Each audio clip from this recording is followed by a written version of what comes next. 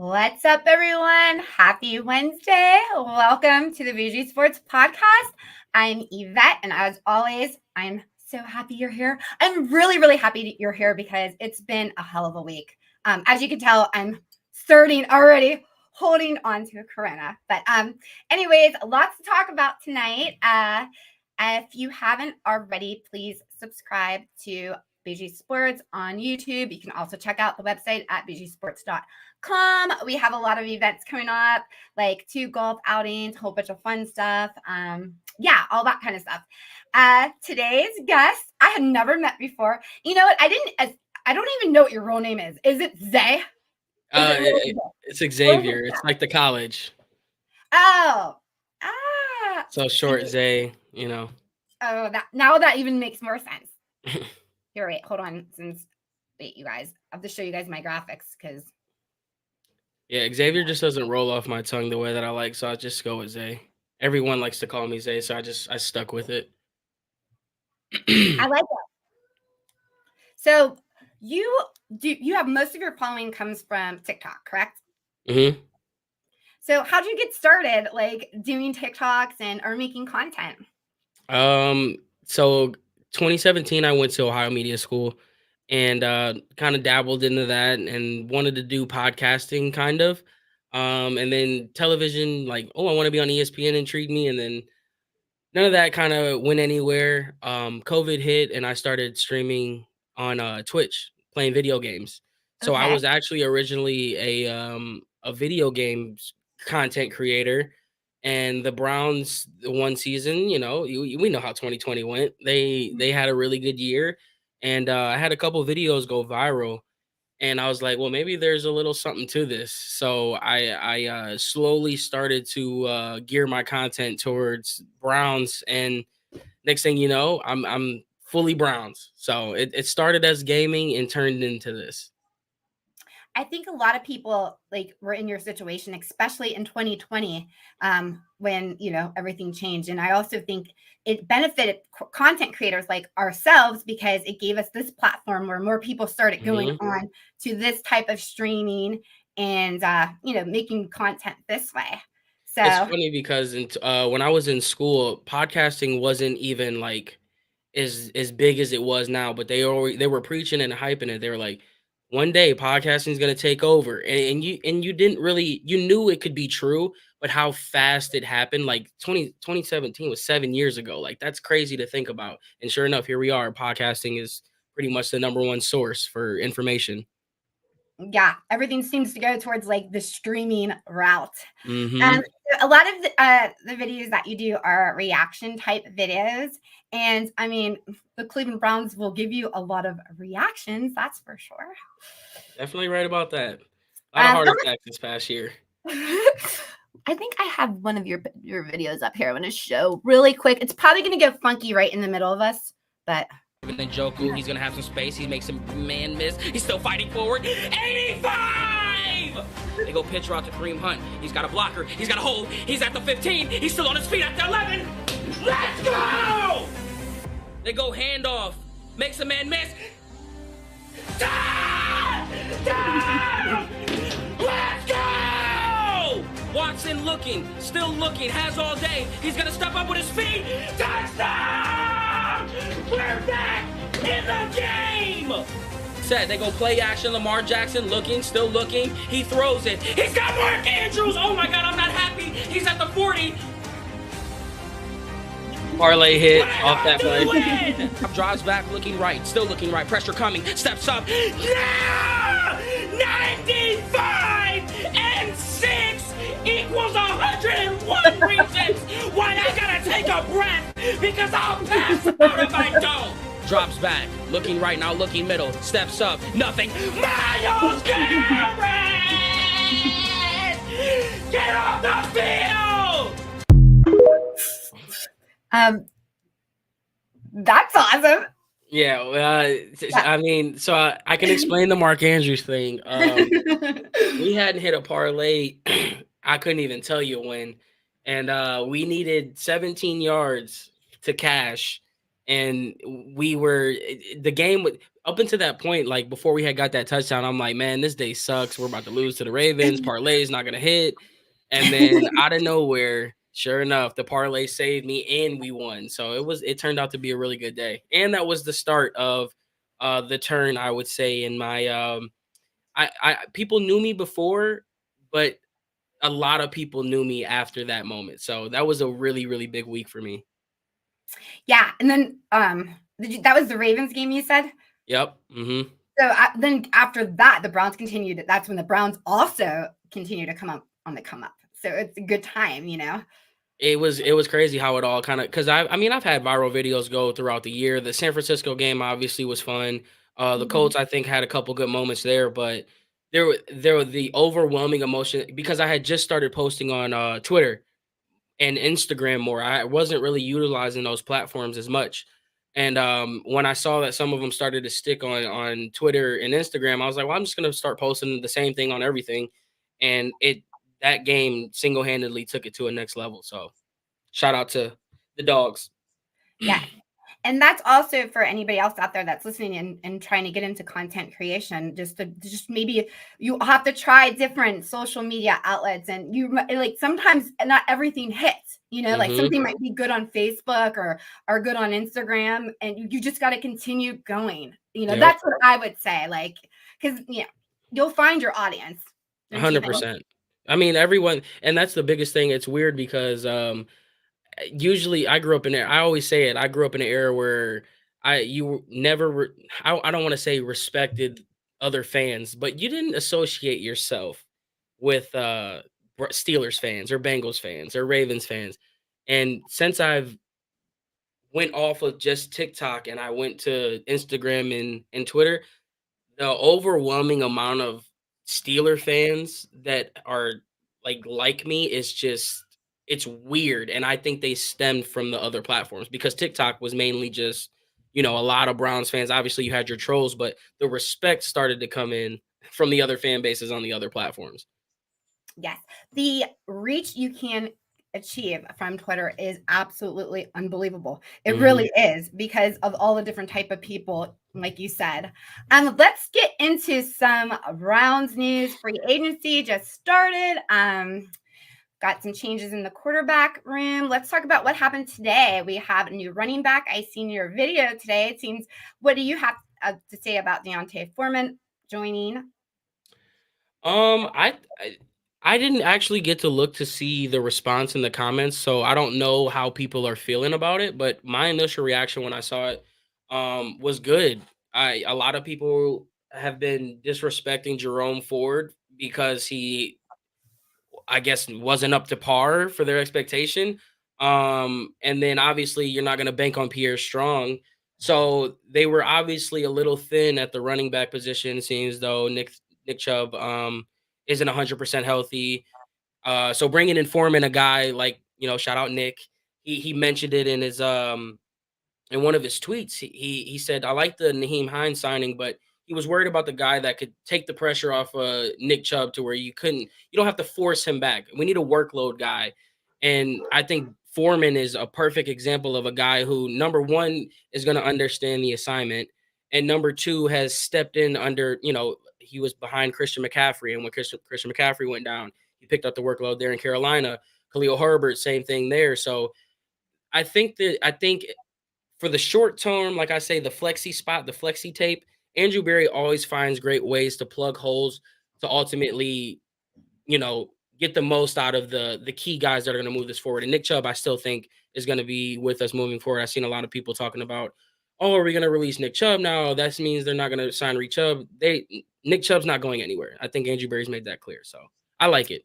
Yeah, I don't think Foreman was brought on to replace Nick Chubb by any means. And I think it's kind of funny because I did a poll on X and I asked, do you think Nick Chubb will be back, and replaying for him, basically? Yes. And this was before I knew that they signed D'Onta Foreman.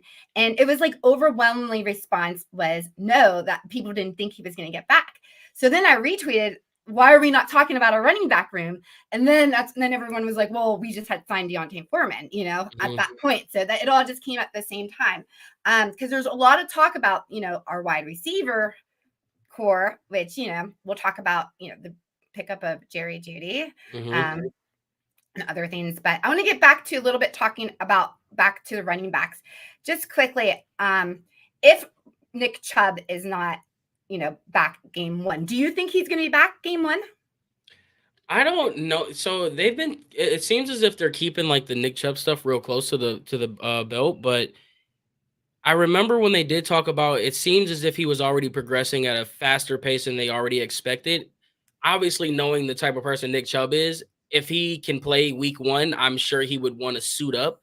But the moves that we've seen, I think the direction of this team, we don't if we can hold out and just let Nick Chubb get as healthy as he can possibly get, I don't think there's no sense in rushing him back. Nick Chubb's not going to forget how to hit the hole, and he's not going to forget how to bounce to the outside and take one to the house. Like we're talking about a special talent. So, will he come back week one? If I had to bet my money on it, I'd say no. Um, I think they were saying more so end of September, early October would be my guess. So, my opinion, don't rush him. I don't want to if this is going to be the last to Chubb, give me Chubb fully healthy. I don't want none of this 80%, 90% bull crap. Let my man get healthy. So do whatever you got to do until that point. Right. I totally agree with you. A lot of people, like when you talk about giving Nick Chubb the time to get better, after his injury, let's go ahead and talk a little bit about the quarterback situations. We made a couple changes, adding Tyler Huntley to the crew and James Winston, which we're going to talk about, which I think is the coolest. I have a clip we're going to watch that I was like literally in tears. I'm obsessed with him. I don't even care if we just keep him on for comic relief. I mean, the Browns may have just brought him on for comic relief. I don't know, but I'm a big fan of him. Deshaun Watson's coming off an unusual shoulder injury. I know it's something that they're not typically, they don't know the recovery of. And I got this from listening to my girl, Mary Kay, on the Browns team. And I love her. And they were talking about how his injury was different and that because I think this is important as a nurse and as other things that they don't know how to treat his injury. So that's kind of makes me a little bit worrisome. And, do you think that he should be rushed back since we have him for such a long time and he's not going anywhere? And I know this is like could go both ways. Do you want Deshaun Watson to still have that time, or do you want him to be back in like game one? If he's healthy, he's playing. We talk about having him. You said we have him for a long time. It kind of feels like we have him for a long time, but we're already in the year 3, I believe, of the 5 years. So time is really ticking. And I kind of talked about this before on some of my live streams on how I believe that this organization and this staff, while they are thinking long term, I think everything is on a year-to-year basis. All the contracts that they've signed. There's a reason why we probably haven't heard Kevin Stefanski get the extension yet. Like, there's a lot of pieces that need to be moved in order for this vision to be sought. And I think that it starts by just taking it year to year and seeing how it unfolds. Because if the Broncos, I gotta sneeze. Excuse me. Sorry. If the Broncos were willing to eat all that money with Russell Wilson, and we're gonna be having these first round picks coming up again pretty soon. Oh my goodness. Sorry. Oh man, this topic is getting me all sensitive. But I think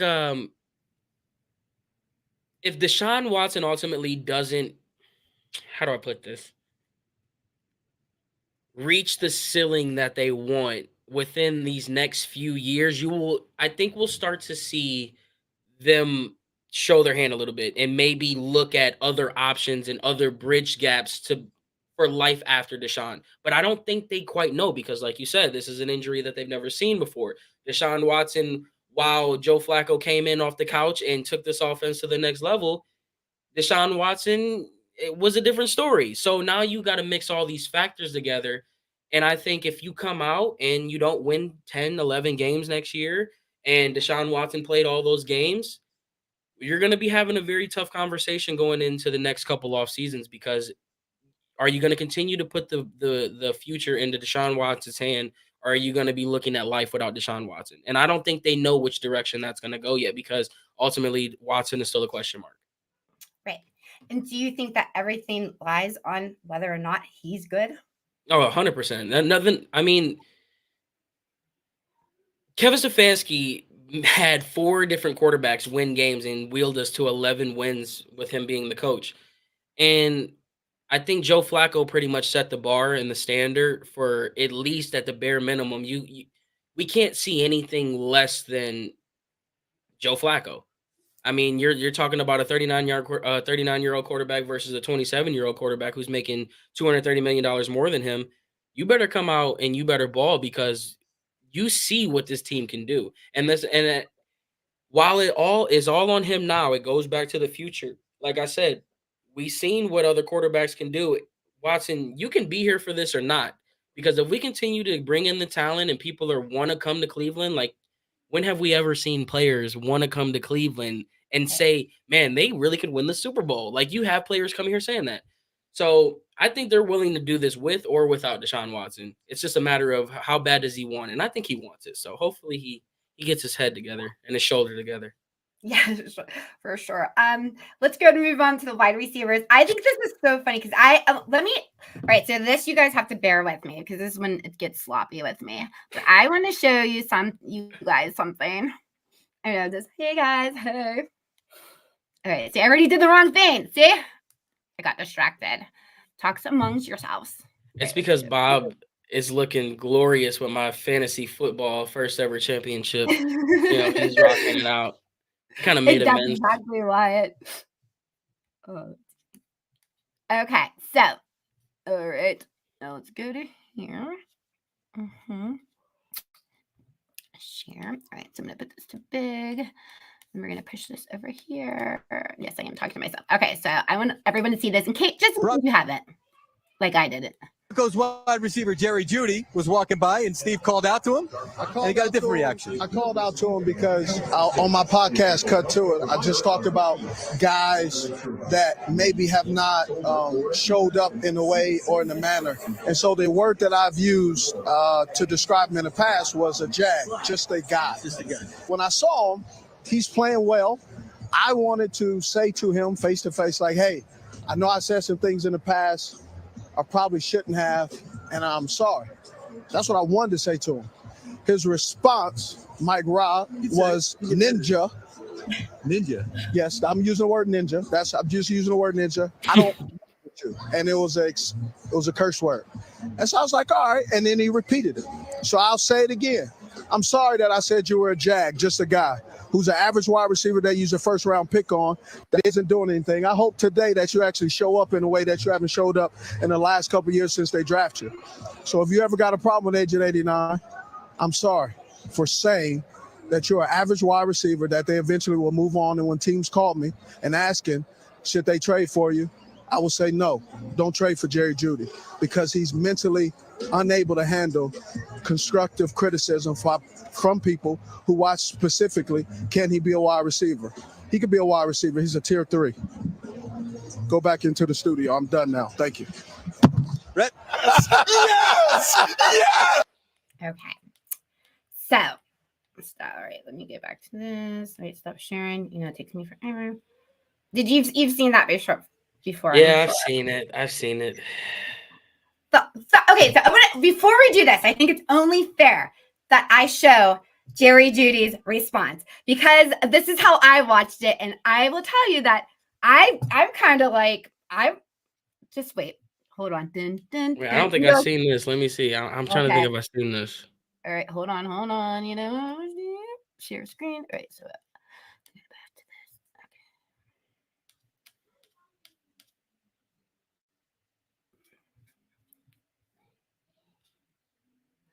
Okay. So difficult. Did I see this? Right. I'm trying to think. Did I see this? Wait. All right. Oh, snap. Did I put the wrong one? Okay, hold on. I got it. I'm going to go ahead and clear the air. And this is my last time talking. Okay. I'm going to go ahead and clear the air and this is my last time talking about it. Basically, if he said he can't apologize, if he can't apologize to me, I would understand that and I would have listened to what he had to say. But where I'm from, we just don't.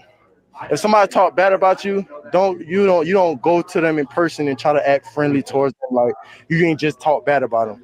I don't got no hate towards Steve Smith. You know, he a good player and all and stuff like that. I just stand on what I stand on. You feel me? If you feel some type of way, keep that same energy when you see me in person. I don't got nothing against him or anything.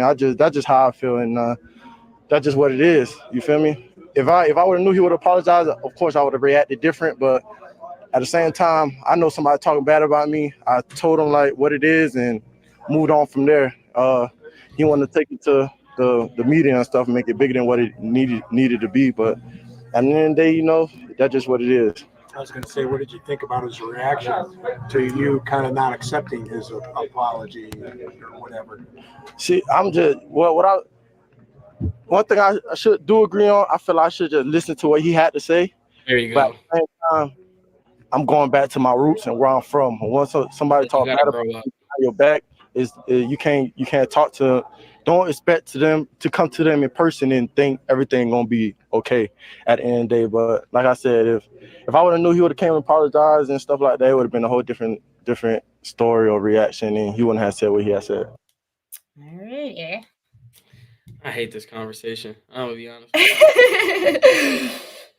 But I mean, they both got their point. I mean, I think emotions always sometimes get the best of us and things. And I think at the end of the day, like what did he call him? A jag. Jag. I mean, I Well, don't here's know. my thing. Like Jeudy said, and where it's just like I'm looking at his age and he's 24, and I'm just like I can understand the response of why he did it.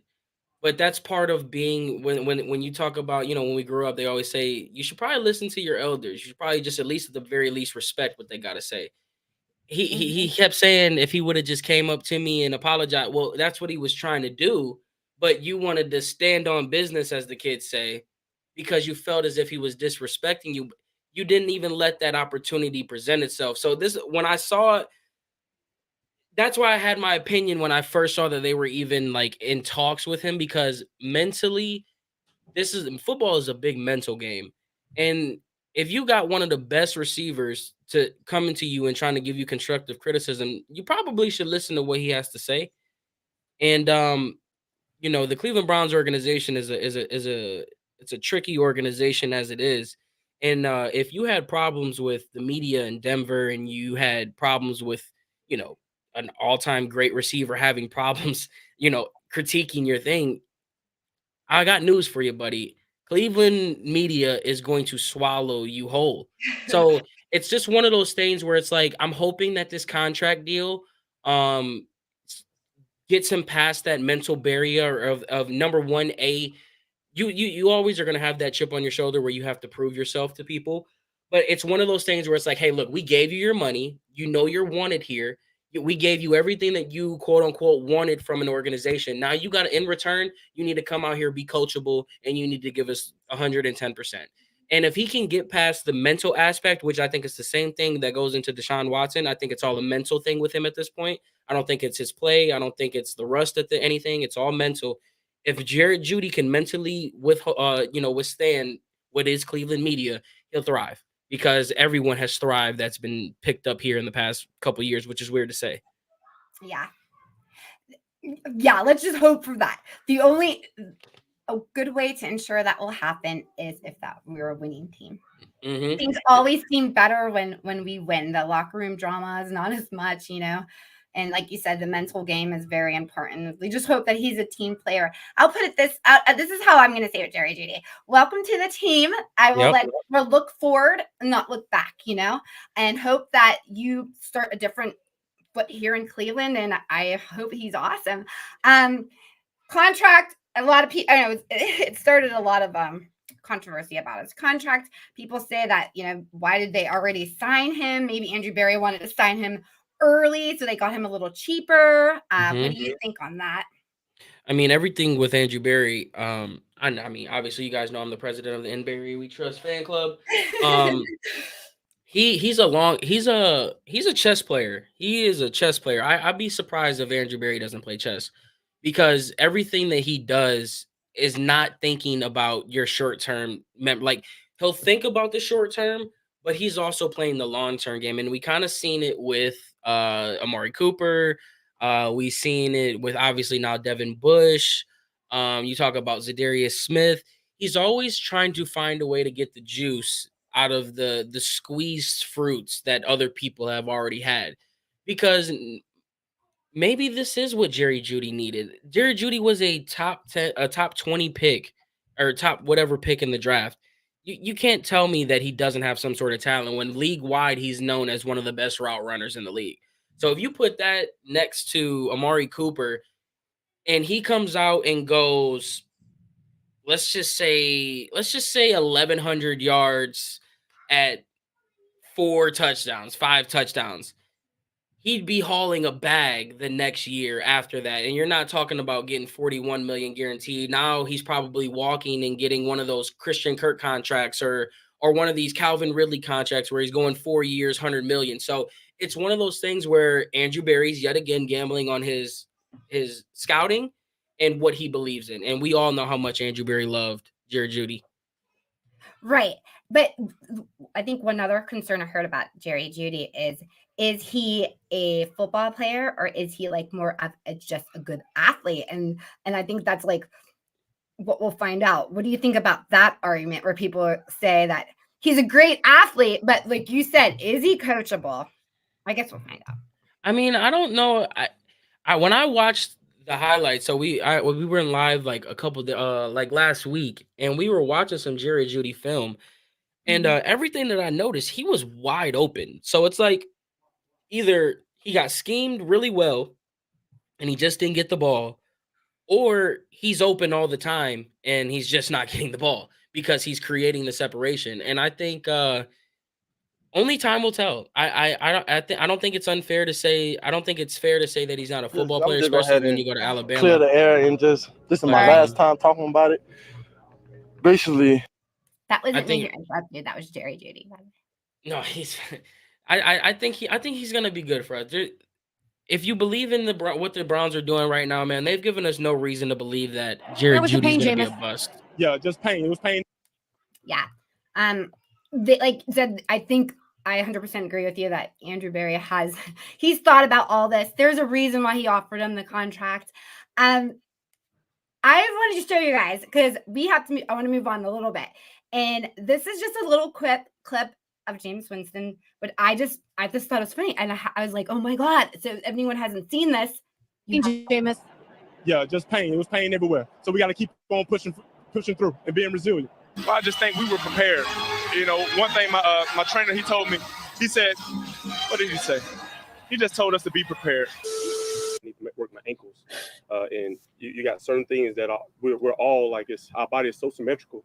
Right, you got your wrists, you know, and then what are your wrists on the bottom half? Your ankles, you know, you got your shoulders up top. What are your shoulders? Your hips, you know what I'm saying? You got your elbows. What are your elbows? Your knees, right? Like, so it's symmetrical, and you just got to work different parts.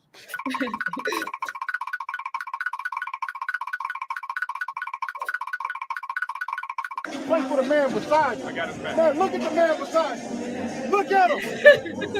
He counting on you. We playing for our city, dog. Our whole city watching us right now.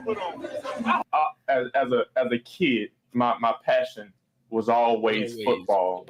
I didn't realize that my passion was playing football. One of the best back tandems in the league, right? With Latavius and Alvin. I heard some Snickers, but excuse my language, right? Tandem was good. It's either. Oh my god.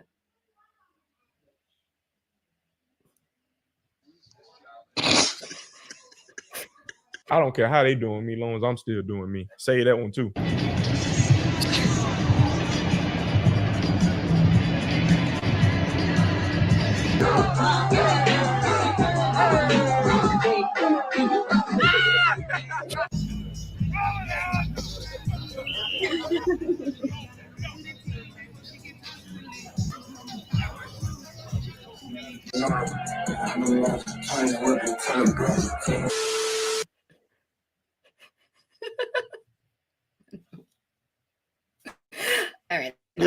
business. I'm gonna just go ahead and You don't- clear the air and just. This is my last time talking about. All right, Jeudy, we got that. So that's our okay. So that's our QB2 for sure. I think that's Tyler Huntley is still number 4 with everything like that. How can that not be fun? Oh, I'm a big Jameis Winston guy. Yeah. If you really think about it, man, Andrew Berry is low key, or not Andrew Berry. Kevin Stefanski's low key a wizard in his own right because his biggest weakness is the one thing that he doesn't even have to worry about anymore. It's almost as if it's like he's taking off all of the spotlight on him. He gave us enough emotion this past year. And now all he's done is surrounded himself by guys who are as passionate and as much of a personality as you can get. And it's genius. He's honestly kind of a genius. And I was a big Kevin Stefanski hater halfway through the season. There was a lot of things I didn't like with him, but man, he's doing a hell of a job. I got to give my hats off to him. Yeah, me too. I'm expecting him to be hell of a mentor to the guys on the team. I feel like he's going to be a leader. I think they're going to all look up to him. I mean, first of all, when you're that funny, I mean, like, who can you not like? Everyone's going to love him. Like I'm absolutely obsessed with him already. Training camp will be fun. You go to any training camps? Yes. Yeah. Yeah, those are going to be fun with him there. He's going to be very active. Are you from do you live in Cleveland? I live on the east side of Cleveland. I actually that was kind of what I didn't even mention that, but when I think it was 19 right before COVID, I had went to 14 of the 17 training camps, and that was pretty much the start of that journey. And then I kind of became this training camp guy. So I love the training camps, even though I live 45 minutes away from them. Yeah, that's crazy. And I've gone to training camp almost every year besides 2020. I always loved training camp because I love how intimate it is. And back in the day before 2020 and before the Browns got, I don't know, not Baker Mayfield, but we got somebody else big, or maybe it was Baker Mayfield when they started making, you had to have tickets before. Yeah, that was the Baker Odell and everything. Yeah. Before that, when you used to be able just to walk up and just sit down and the guys would be like right there. But I do love training camp. So if that's something that you've never done, there's, it's something fun to do and it's free, I think, isn't it? Majority of it. As long as you get the tickets and people aren't trying to charge you $5 because they're people. Yeah. So I wanted to try to do this thing. I wanted to do this little game with you. So one of the things that you are known for are your reactions. All right. So let me see if I can bring my thing up here. We tried it before, so I didn't mess up. Okay, here we go. So I am going to give you some situations, and I want your reaction, okay? But you cannot say anything. It's only by your facial expression because you're it. So you can only tell us like what you think what your reaction is to that. Okay. What was your reaction when you found that the Browns were opening in Brazil?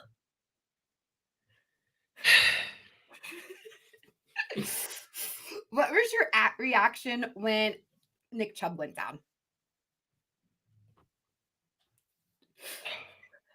What was your reaction when the Browns made it to the playoffs? I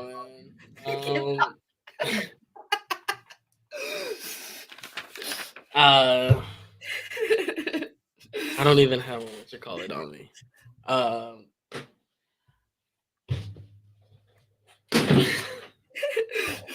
right.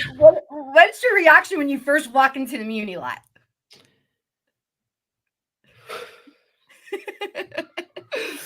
What was your reaction today when you heard we found out when we got Deontay Foreman?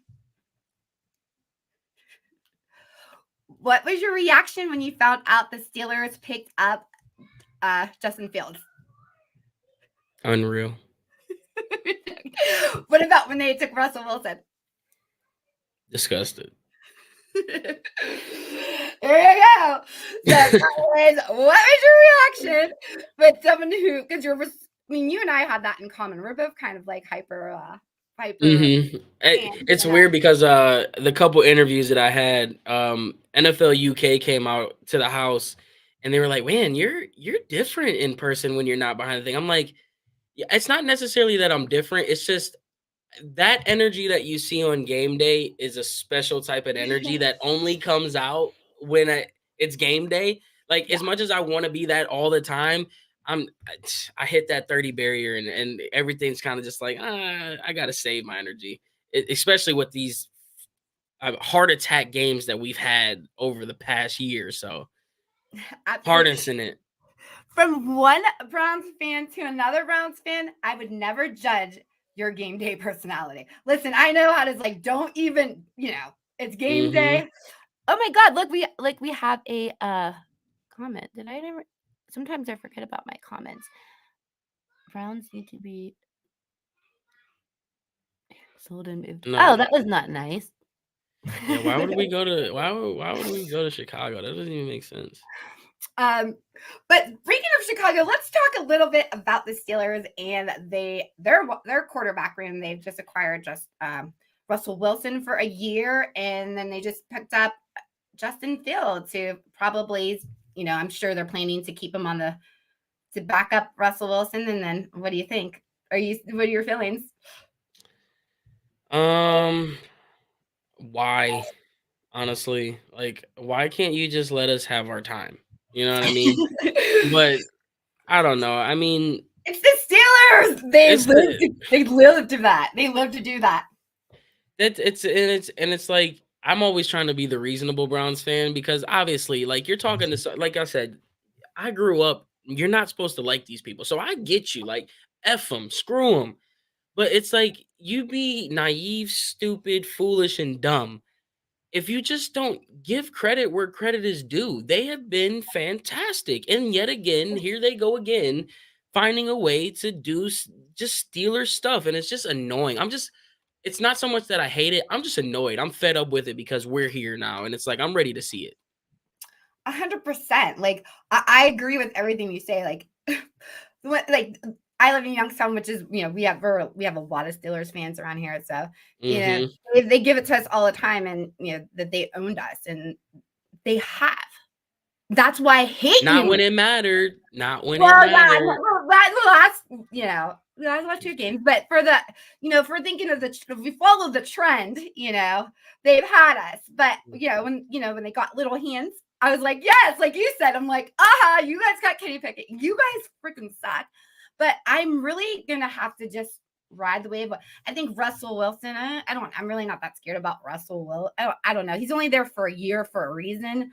Justin Fields, I don't know. He'll probably blow up because he's the Steelers, because he's on the Steelers now. But I'd be scared of both, honestly. I'm scared. I don't want to say I'm scared. I'm not scared of anybody. I came to that realization, I think, a few days ago. Like, these people, the moves that are made, yeah, do they get me ruffled up as a fan? Of course, because it's the Ravens and the Steelers doing Ravens and Steelers crap. But as far as being scared of anybody and worried about what anybody else is doing, of course, I'm going to be worried about Russell Wilson. He's a Super Bowl champion who's a veteran with a chip on his shoulder who doesn't need the money at this point. And we know Russell Wilson loves football. We got to worry about Justin Fields, who is just a basically baby version of Lamar Jackson, which is annoying. But why would I look at them and be like, oh, I'm scared, when we got Lamar Jackson and Joe Burrow on the other side? So it's like, nothing's really scaring me at this point. It's just frustrating that we are as good as we are and they are still good too. Like, dang, be 4-12 for 10 years and then come talk to me. Yeah.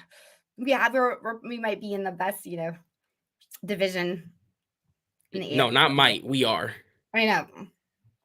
But hey, to be the best, you got to beat the best, right? Exactly. So bring it. I ain't scared. First of all, I don't like the Bengals. I don't like the Ravens. We all know that. I think the Ravens freaking suck. I don't care who I think the Bengals are absolutely horrible trash. They're not going to even have like they're absolutely horrible trash. We'll see what happens when he gets back. I think that was a fluke. Real quick, another Ohio State person I wanted to talk about that we added to the team, since you're talking about Justin Fields, crossover to Mike Vrabel. They brought him on as a consultant. What did you think about that move with the Browns? I know a lot of people were, well, what's a consultant? Man, don't worry about what a consultant is. Just know that there's a good football mind in the building, and that's what matters most. Like, I look at it more as, okay, let's just give them a title and let's see what you can bring to the table. And everyone knows that I mean, it's clear as day that this team is being built around Deshaun Watson, but it's really being built around the defense. And you have Jim Schwartz, who obviously is the best defensive mind, and then you bring in another guy who is just as good on the defensive side. So I love it. I love everything about it, whether he's a consultant, a water boy, or a ball boy. As long as that offensive mind or that football mind's in the building, sign me up. Heck yeah. Are you a golfer? I am. I do golf. Are you watching Full Swing? No, actually. On Netflix? Mm-mm. You need to watch it. It's so good. What is it? Is it based off of a famous golfer? Well, or is it? It's like Real Housewives, but for people that are going. It's like PGA Tour golfers and live. It's like It's the PGA versus live. Yes. Okay. But anyways, like I just think it's funny because they have sports psychologists or like that, like will go with them and just like tells them like motivational speaking and or like motivational things and stuff like that. And all these athletes are starting to get these sports therapists that are like traveling with them. I don't know. I just think that's funny. See, having that, but it's just with Mike Vrabel when we were talking about the consultant. Like, what are you doing? That was when I link people. Like, he's consulting them. Like, now these people are like, can you imagine? Like, it's okay. Why didn't you get the ball in? It's okay that you didn't get the ball that time. You got hurt. Like, I don't know. I just think it's funny that. Whatever. I wonder if he'll be like on the sideline. I'm anxious to know how. Like, will we see him on the sidelines, or is he going to be up in the box? Like, how is he going to implement when it comes game day? Because like I talked about a little bit earlier when I said Kevin Stefanski's taking the load off of the emotional side, I think they want to use his emotions. So I'd be surprised if he's not on the field during game days. It makes sense. Like, if you put it that way, like, yeah, this is another guy that is going to motivate your team who's been to the AFC, the big game and stuff like that. So I don't know. I think it's huge. Everything that's happened this year has been good. Bring him down to the sidelines. I agree. Bring me too. Me too. Listen, we're getting there anyway. I don't even care if we're invited. We're just like, we're there. Hey guys. Right, you're gonna ban me? You're gonna ban the one fan, like the super fan that's known for beating the crap out of Bob? And the mobster? We're gonna tear that place up. Come on, man. What are you gonna do about it? Exactly. We're planning on going to the Dave Njoku, his charity softball game. So that should be fun. I think that's coming up. Real quick, let's talk before we get off the Cleveland Browns. We have the NFL draft coming up. And you talked about you used to go to training camp. I used to go to all the NFL drafts because that's when that was our Super Bowl. We didn't have anything to do. And I'm like, God, Michigan's not even that far. And I've never been to Michigan. It's only a 4-hour drive. But I've been to like 5 drafts. And they're all the same. Like, you can't go to draft town that many times. You know what I mean? But still, with Browns, we have a 2nd, 3rd, 5th, 6th, 7th pick. What do you want the Browns to look for in the draft? I know it's kind of hard when we're already in the 2nd round to predict. It's so hard to predict. But what holes are you looking to fill? After getting Jared Jeudy, and didn't we get? No, Jared Jeudy was the big one. I thought we would probably go receivers with our first pick, but I don't think we do that now. I think all signs are pointing to defense, and if I had to pick one, everyone knows my guy. I want Eckenberg, the linebacker out of Ohio State. He reminds me of a baby TJ Watt. We watched the film together. Did you cry maybe a little bit? No, it's the way he tackles, the way he pursues. Like, I'm looking at him and I'm just like, man, this looks like a guy who should be in black and yellow. And I want him on our team. You brought in Mike Vrabel, who was a former linebacker from where? Ohio State. It all signed either him or Jeremiah Trotter for the linebacker position. And now that they made the running back move, I think that's probably out of the picture at 2 and 3. Maybe they probably don't go there 5. They could. I think the running back isn't as much of a point of emphasis now that they did go and get Foreman, because I still think they do like Ford. He's on a rookie deal, and running backs are a dime a dozen. So offensive line is probably the 2nd position that I would go, especially seeing as though you picked up Jedrick Wills' 5th option, and he's probably going to walk next year. Jack Conklin always has the injury, And there was the talks of if DeJuan Jones is going to move over to the left side, which I really don't even want to bother that. So I could definitely see them going left tackle. But as far as needs, man, Andrew Berry's done a hell of a job plugging in all the positions. We're running it back with Zadarius, Mo, Shelby, obviously Miles Ward, and our whole secondary. Delpit's under contract now.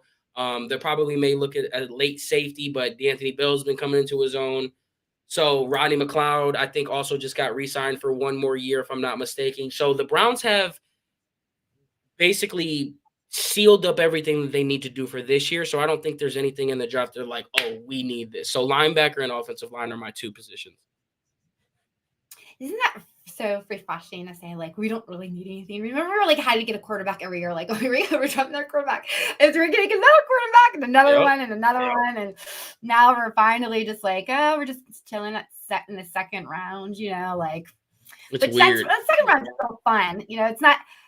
I'm one of those. I like the draft. I know some people don't, and some people do. I like the draft because I'm a huge fantasy football fan, and I think when you like fantasy sports, that's when fantasy sports starts to me is April 25th or the day of the draft. Right then, it's like so that's, and it's just fun to like you know, I watch Mel Kiper, okay? I do watch that kind of stuff.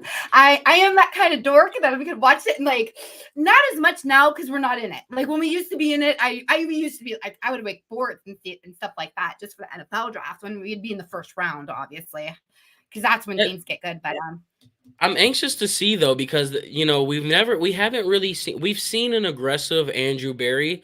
But we've never seen an aggressive Andrew Berry in the draft. Although I guess you could say that the JOK was borderline aggressive. And if you want to say Grant Delpit was aggressive, obviously Jedrick Wills and Newsome were 2 first-round picks. But I think with the draft being so deep this year, especially at the receiver position, I'm anxious to know if we'll see an aggressive Andrew Berry because I think you have some capital. And obviously the name hasn't been thrown around as of late, but just last week and a week and a half ago, Greg Newsome's name was being thrown around like hot fire. So if you talk about a second round pick and a third round pick tied up with Newsome, if there's a guy that makes sense for them to go get, I can see an aggressive Andrew Berry. Is it likely? No, I'm kind of maybe just talking out of my ass, but I think this draft will be one of the more interesting drafts if it's. Oh my God, you're gonna be all worked up, aggressive Andrew Berry draft. Can you imagine? When you hear that sound, like when somebody moves up in the draft, the Chicago Bears have traded. You're like, oh my God, what's happening? And I'm not saying they're gonna go into the first round, but like maybe a earlier second round pick or something that it's like, oh man, a first round guy fell into the second round. Maybe we trade the second and our third round pick and go get X guy or whoever that may be, or if they just fall, it falls. But I think we can at least have a little bit of something to look forward to this year. Maybe not in the first day, but very, very early in the second day. Yeah.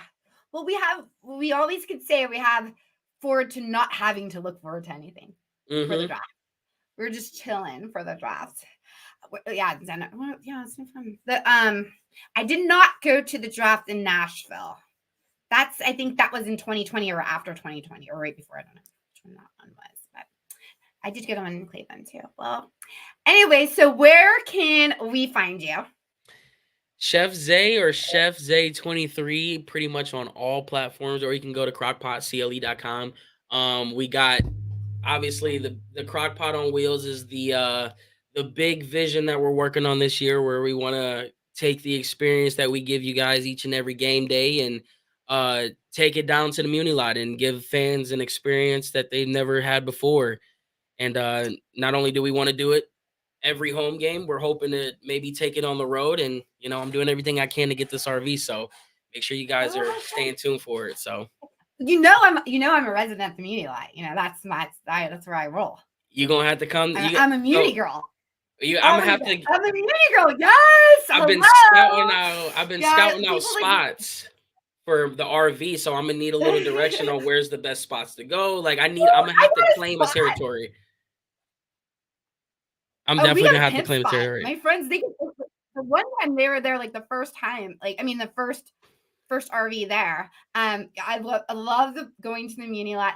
There's something about the atmosphere of the people that go there. I love to see. I'm a people watcher. I'm all about it. Like, I love to entertain me. Like, where can you go where you could just see so much entertainment? You're just like, like you see it all there.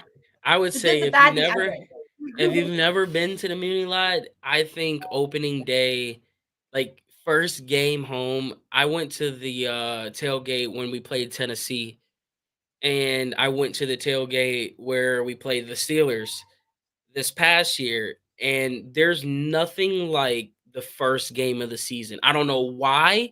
I don't know. It doesn't matter who we play. We could be playing Sycamore High School, the made up football team. We could be playing anybody. There will never be a better environment than that one. And I think the only thing that will top that will be a playoff tailgate, which we have not yet to experience. So Yes. Yes. could you imagine? Oh my God. I agree with you. I don't miss an opening day tailgate. That's our home opening day tailgate. Muni lot. I don't care how they were. There's always like, you're too old. It's for the young. There's all ages, all walks of life, and nobody is allowed to put restrictions on what's good for anybody. Mind your own business. That's what I say. Go have fun. That's how I feel. It is like, whatever you do, whatever makes you happy. And me and my girlfriends, we love our cougar asses, and we go out there and we freaking party like freaking crazy, like from the night before till the day. And I don't see it ending anytime. And I love like watching the people, like people are dressed. And the first day is the energy, hope, you know what I mean? And it always seems to be sunny. Christmas Day. It's always sunny on that day too, so it helps. Yes, it is. Yes, it is.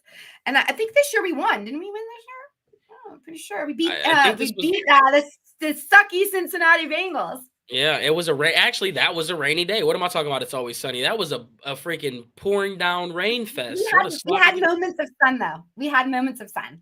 Okay. You guys definitely trailing around there. There was moments of sun, but it was like cold, cold and rainy, and you know how it goes. Yeah, I think we held them to like 3 points that day or something like that. They couldn't do nothing against us. Myles Garrett. Oh yeah, that was a good game. That's like a rewatchable game. I feel like I might want to throw that in, like one of those vintage games where you like watch. I think you could put 2023 on a loop, honestly. 2023 might 2022 was fun. It was stressful, 2020, because I always try to compare the seasons, because obviously 2020 was one of the most special seasons that us as a Browns fan you could ever have, because number one, the expectation wasn't even set to do that. And then Baker Mayfield was ours, and Jarvis Landry was ours, and it's just like all those things. But that 2022 season was so fun because you had the cloud, which was Deshaun Watson and all of the stuff that surrounded him. But you also had the breath of fresh air, which was Jacoby Brissett. And it had been 2 years, because that 2021 season was brutal with Baker. And then obviously the beginning was kind of itchy, but that was that end of the 2022 year was so much fun with Jacoby Brissett and what he did with the team and all those catches with Amari Cooper, the connection that they had, and him crying after that last game that he had where he's just like, you'll never know if you have this moment again. It was one of those, man, the Gets Us meter was blowing up as a fan, because it was just like, that was fun. But last year, man, I don't even think 2020 could top last year, man. And 2020 was up there probably as the best, but 2023 was probably the best year I've ever had as a fan. What do you think? Do you think I'm over exaggerating? Yeah, last year meant so much. Last year was the year. Well, we'll start with the year with Adam Rank. Okay, so Adam Rank gave us nothing. So that's how the year started. Then we lost every single player. We lost Nick Chubb, which is the heart of the team, and really and knocked the wind out of me. Probably out of a lot of Browns fans that day. I cried. It just felt like, it was just. Yeah, because you kind of stepped out of the game. I think at that point when Nick Chubb got hurt, you weren't even a Browns fan anymore. You were just a Nick Chubb fan, and we all just felt like we wanted. I don't know. So that Jerome Ford scored right after that. Jerome Ford scored right after that, and I'm like, man, I can't even celebrate this. Yeah, I know. Yeah, it was like you didn't. I was like, I don't even care if we win all the time because Nick Chubb's not here. Why do we even win without Nick Chubb, you know? So then that was sad because it's just so unfortunate. What a sad thing to happen to someone, an unfortunate thing to happen to someone who didn't deserve it. I mean, nobody ever deserves it, whatever. So yeah, we went through that, and then we get Joe Flacco, you know, our arch nemesis from the Baltimore Ravens, 38 years old, off the couch. We all know the story, and this David and the joke, all of them, everything, get to the playoffs, and it was just, it was a great year. It really was. And at the end of the year, it was just, this is going to be so ready for football. My God, I'm all in my feels. There's no pride in football. We're all got sad. Like, yeah, I'm ready for this year, but I'm also not ready because I don't have my RV yet. So I'm kind of like, I'm in this rock between a hard place where it's like, man, am I ready for September? But then it's like, nah, I'm actually not actually ready for September. Mentally, I'm ready, but I'm not ready for September. But no, we don't want to keep blinking, it'll be here. It'll be here. You know, it's going to be here faster, quicker than we expect. So thank you so much. This has been such a fun show. So great to be back into talking Browns, and April. That's it. April 25th, NFL draft. I think that's the official start of Brown season. It doesn't really ever end, right? I mean, we're right in it, but looking forward to that. Everybody, please, if you're not already following him, you have to follow him. Chef Zay. You can find him on TikTok. You can find him on Twitter. You can find him on Instagram. Hopefully we'll do something again for sure. So happy that you came, and thank you guys so much. I will be on the dog chug, you guys, tonight, 10 o'clock with those crazy guys. They had a little, they had Brown's Twitter on a, like, whew. I woke up from a nap and I was like, what the heck is happening right now? Like, you got people breaking up. You got, like, I was just like, man, okay. So I'm gonna have to tune in and get the scoop. Yeah, let's real quickly. I wanted, oh God, we're all in our fields here, but I hate the drama too. I'm one of those, and I don't care. Everybody's allowed to be. There's enough personalities in the world, right? We're all not going to be the same fan type, you know. Just like we all have a different type of personalities. I know who I am. I am the cheerleader, rah rah, over positive, annoying fan type. That's okay. I own that. I hate that. I hate to see when it turns into ignorance, because I don't feel like we don't want like-mindedness, you know. That's what nobody wants. It's just, it doesn't have to be ignorant, and I don't like that. I did not like to see the dog chug fighting. Had nothing to do with their fight. Had no idea, you know, what went down, and I'm going to find out tonight. I just think it's sad coming from the Browns fan base, because I made the tweet. I'm sure you saw it. We've been through more than any fan base, and we threw an 0-16 parade party because we were one of the most collective fan bases that always stuck together. And the one time that we are finally on the brink of success, we are right there. It's never been as close as it's been right now. We are as divided as we have ever been, and it is disgusting, because that's not what Cleveland Browns fans have been stood for. That's not what they are. We've never been that way. And everyone, it's like, who cares about someone else's opinion at the end of the day? If that's going to be their opinion, why does it have to be anything more than just a disagreement at that and leave it at that? Like, we were supposed to be the model. You want to talk about the Steelers being the model franchise? We were the model fan base of what it means to be a fan. And we are losing grasp of that. And it's sad to see. I hope we can be better, because I'm not pleased with our fan base. Me too. Because that's all what the Cleveland Browns stand for, the heart and soul of the human people. You know what I mean? Like, we're the Midwest. I also think that it's okay to not engage with every negative comment. Sometimes you can ignore something if you don't agree with it. And sometimes you feed fire, and you're just fueling it, and you have to be the bigger person and ignore it. sometimes I'm not saying everything. You don't have, but Mhm. sometimes it's okay to just ignore. If you look at me, my tweet or my Twitter page, you won't see me engage with anybody. And just because I'm like, a floater in the middle, it doesn't mean that I don't have tons of negative comments for not being negative about Deshaun Watson. Let's put it that way. Mhm. So Right. you get it both ways. It's a very touchy subject situation. It's probably not the right word to use when you talk about Deshaun Watson, but yeah, it's just one of those things where it's like there's a reason why I keep certain opinions to myself and I don't make certain content because number one, I feed into some of it myself. It's so hard to, especially when you're going through mental stuff and you do have life stuff you tackle. You let that stuff. It's like, man, that's what pushes me over the edge today. I got time today. We go, but then you do that, and next thing you know, it carries over to the next day, and now you're having this argument with a fan who thinks that it's okay because they got your engagement. They got your response on the one day, and now they're just this troll that you're gonna see over and over and over and over again. So I get it. It's hard. You fall victim to it, but like you said, you got to do your best to just kind of pick your battles, pick your poison, understand where you are in the day, and do you really want to deal with that going forward? Because once you open up that Pandora's box, there's pretty no closing it. Yeah. George, I just shared something about George, a stand-up comedy by George Carlin. I'm not really familiar with him, but he did this little bit about politics and stuff. And if I kind of attribute it to this, where he says, they don't care about you. Like, these people don't care about you. There's a big club and you're not part of it. Guess what, Twitter? You're not part of the club. Like, you're not. As much as we think we're in it, we are not. Deshaun Watson don't care about us. He doesn't care about, like, you know what I mean? Like, no one's losing sleep over what Twitter thinks about that. So why are we spending our time fighting over that?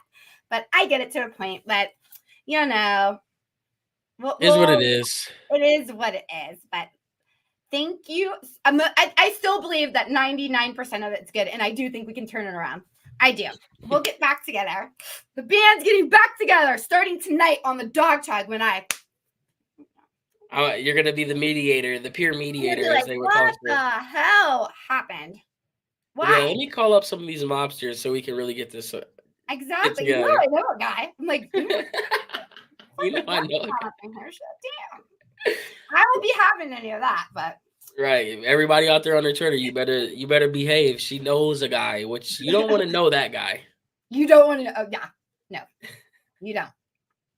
Well, I appreciate you for having me on. So shout out to everybody in Bougie Sports. Thanks for having me on. It's been fun. Absolutely. Bye, guys. And tune in tonight, 10 o'clock. Bye. La, la, la.